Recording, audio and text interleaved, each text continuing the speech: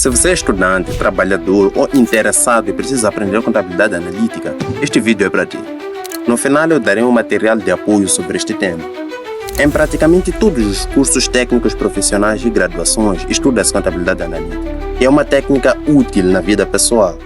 Até o final deste vídeo, você ficará a saber o essencial sobre contabilidade analítica, que na minha opinião é a fase mais importante de todas, e se você aprender bem, sem dúvida, suas notas serão muito melhores.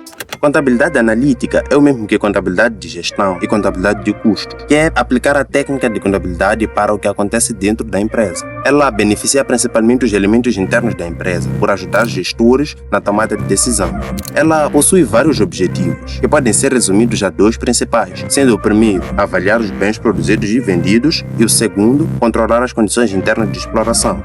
Com o primeiro dos dois objetivos, a contabilidade analítica calcula o custo dos bens que a empresa produz e vende. Com o segundo, foca-se em identificar as várias áreas da empresa que gerem custos, que são os centros de custo que iremos falar no outro vídeo, para uma melhor gestão e uso racional dos recursos. Existem diversas diferenças entre a contabilidade analítica e a contabilidade geral. Se você quiser saber das suas diferenças de forma detalhada, veja o link na descrição do vídeo para aceder a uma descrição pormenorizada gratuitamente.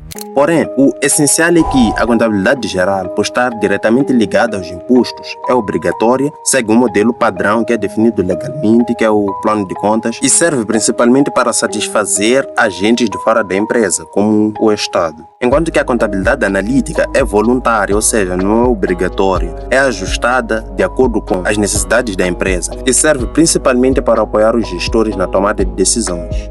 Como dissemos anteriormente, a contabilidade analítica também pode ser chamada de contabilidade de custos. É sobre isso que vamos falar depois de aprendermos mais 6 conceitos essenciais, que são os custos, proveitos, despesas, receitas, pagamentos e recebimentos.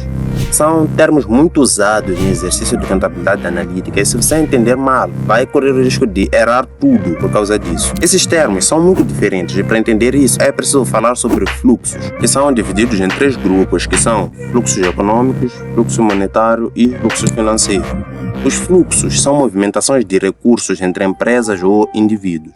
O fluxo econômico tem dentro dele as movimentações que envolvem ganhar ou perder algum recurso sem o envolvimento do dinheiro, ou seja, fatores econômicos. Por exemplo, o uso da madeira para construir uma carteira. É um custo, porque consumiu-se algo, mas não se envolveu o dinheiro nesse acontecimento.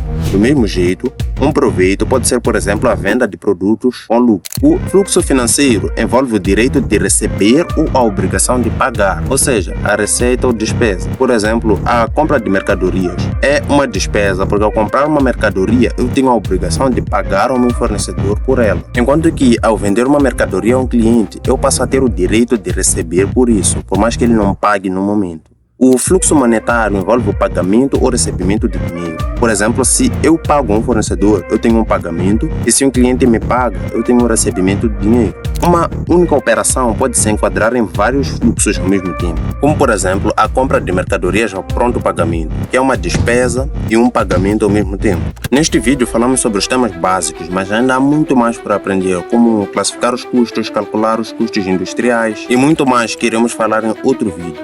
Veja o vídeo na tela para se aprofundar nos seus estudos de contabilidade. Eu sou o contando estudante e a tela